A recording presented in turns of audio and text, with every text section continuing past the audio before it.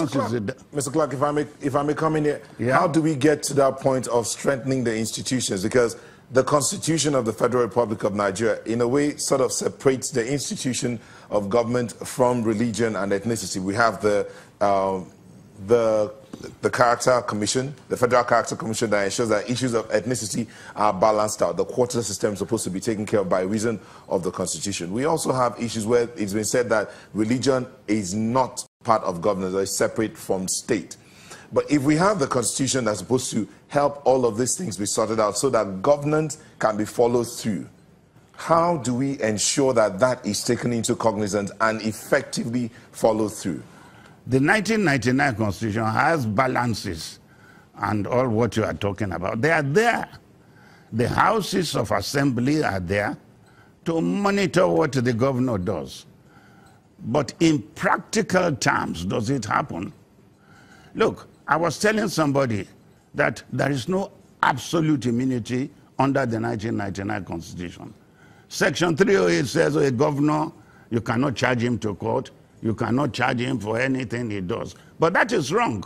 If you look at the same Constitution, the method of impeachment of a governor or of a president removes that absolute power under Section 308. If a governor steals money, the police cannot arrest him. The House can pass a resolution, 2/3, and remove him. So there is no absolute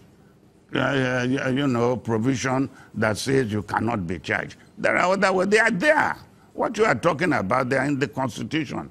But the willpower to carry them out because of ethnicity, if a man wants to take a decision, they will go and call the overseer of his church to come and talk to him.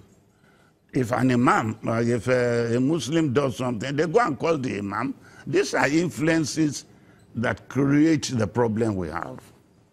You know, the AGF, in his submission... I'll ask you quickly, just before Gimba takes over. How would you say the war against corruption is going in the courts? You have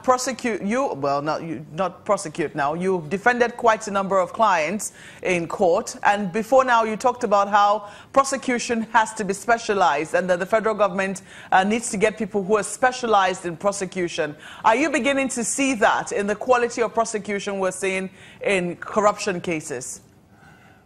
I am beginning to see it. Let me be honest, when I here in this same studio about a year ago, and the president said the problem was with the judiciary, I said no.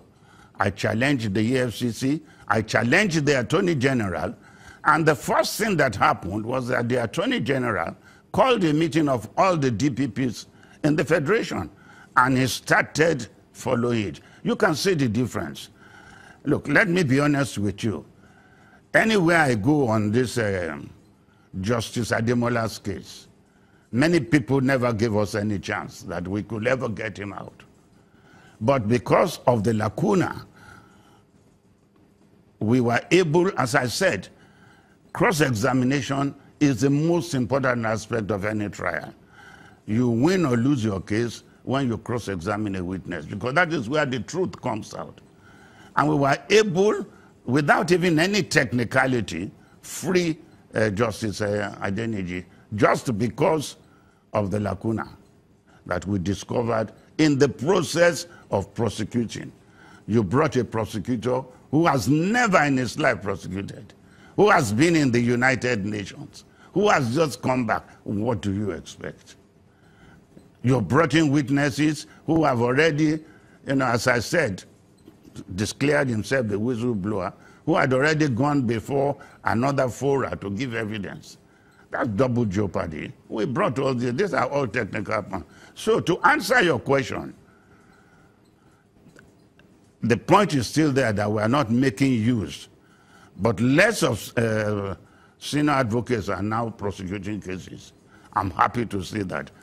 I am a court defender. I defend. Many people are accusing me now of defending the judges. I do not charge fees for that. But there is a very important point I'm fighting for. Many people don't know my background. I was a trade unionist for 15 years. I fight for the common man.